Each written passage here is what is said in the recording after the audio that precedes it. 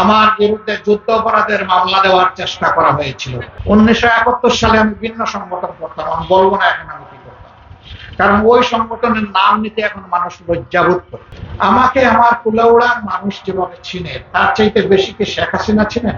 আওয়ামী লীগের কেন্দ্রীয় নেতারা জানেন, মন্ত্রী যারা ছিলেন গত 15.5 বছর তারা ছিলেন। আপনারা জানেন আমি একজন যুদ্ধ অপরাধী, তাই না? আমি কি যুদ্ধ অপরাধী? আবার বলুন, আমি যুদ্ধ অপরাধী? কিন্তু আপনারা জেনেছেন আমার বিরুদ্ধে যুদ্ধ অপরাধের মামলা দেওয়ার চেষ্টা করা হয়েছিল। আমার ছোট ভাই ফখরুল ইসলাম, আপনাদের প্রিয় পরিচিত মুখ অ্যাডভোকেট এহসানুল মাহবুব জুবায়ের, আমার স্ত্রী, তারা আমাকে জেলে দেখতে গিয়েছিলেন। তখন একটা কথা বলবেন, তারা একটু হেসিটেট করছিলেন, বিব্রত হচ্ছিলেন। এক পর্যায়ে যখন আমি তাদেরকে আশ্বস্ত করলাম, একবারে নিঃসংকোচে বলো, সাদা মনে বলো, খোলা মনে বলো, আমাকে ইনশাআল্লাহ সবরদারদের মধ্যে দেখবা, তখন তারা বললো যে আপনার বিরুদ্ধে যুদ্ধ অপরাধের মামলা দেওয়ার চেষ্টা করা হচ্ছে। আমি বললাম, আমি কোন জায়গার মানুষ খুন করেছি? বলে অমুক জায়গার মানুষ আপনি খুন করেছেন। আমি বললাম যে এই যুদ্ধের সময় আমার বয়স ছিল 12.5 বছর, আর এই জায়গাটা আমার জানা মতো বাড়ি থেকে 14 মাইল দূরে। এই 12.5 বছরের শিশু 14 মাইল দূরে গিয়ে মানুষ খুন করেছে, আলহামদুলিল্লাহ। যদি আমার বিরুদ্ধে এই মামলা দেয়, আমি সেজদায় পড়ে আল্লাহর শুকরিয়া আদায় করব, কারণ এই মামলার মাধ্যমে প্রমাণ হবে অতীতের সমস্ত মামলা ছিল মিথ্যা। আমি ওই সময় জামাত ইসলামীও করতাম না, জামাত ইসলামের ছাত্র সংগঠনও করতাম না। 1971 সালে আমি ভিন্ন সংগঠন করতাম, আমি বলবো না এখন আমি কি করতাম, কারণ ওই সংগঠনের নাম নিতে এখন মানুষ লজ্জাবোধ করে। লিলি হালাল বিউটি সোপ, বিএসটিআই কর্তৃক সনদপ্রাপ্ত দেশের প্রথম হালাল বিউটি সোপ, দীপ্তিময় উজ্জ্বল ত্বকের জন্য। আমি সেই সংগঠনের একজন ক্ষুদে সমর্থক ছিলাম। আমার সম্মানিত ভাইরা, যদি আমাকে এই মামলায় ফাঁসাতো, তাহলে আমার শুধু ধারণা নয়, আমি সত্যের সাক্ষী হয়ে যেতাম, আলহামদুলিল্লাহ।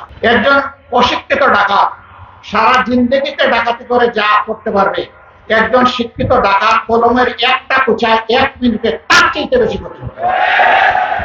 আল্লাহর কসম, লড়াই আমাদের শুরু। দুর্নীতি মুক্ত, দুঃশাসন মুক্ত, শহীদ পরিবারের মা জায়া বোন এতিমদের চোখের পানির দাবি পূরণ না হওয়া পর্যন্ত আমাদের লড়াই চলবে ইনশাআল্লাহ। এ জীবন মালিকানা আমাদের না, এ জীবনের মালিক আল্লাহ সুবহানাহু ওয়া তাআলা। মায়ের পেট থেকে আমরা সবাই একা একা এসেছি, কিসমতে থাকলে কবরের পেটে একাই ঢুকবো। জানি না আমারও কোনো কবর পাওয়ার সুযোগ হবে কিনা, নাকি আল্লাহর দুশ্মন জিনের দুশ্মনেরা টুকরা টুকরা করে কিমা করে আমাকে কোথাও একদম নিশ্চিহ্ন করে ছেড়ে দিবে, আমিও জানি না, আল্লাহ ভালো জানেন। তবে অন্তরে একটা আকাঙ্ক্ষা আছে, আপনারা দোয়া করবেন, দোয়া চাই আল্লাহ কোরআনের আইন, ইনসাফের আইন, মানবতার আইন, মানবিক আইন বাংলাদেশে কায়েম করার জন্য একটা মানুষকে যদি আল্লাহ তার শহীদের তালিকায় নাম লেখেন, সেই নামটা যেন আমার। এমন বড় শান্তি, বড় ইজ্জতে, বড় গৌরবে নবুয়ত থাকবে না, কিন্তু শাহাদত থাকবে।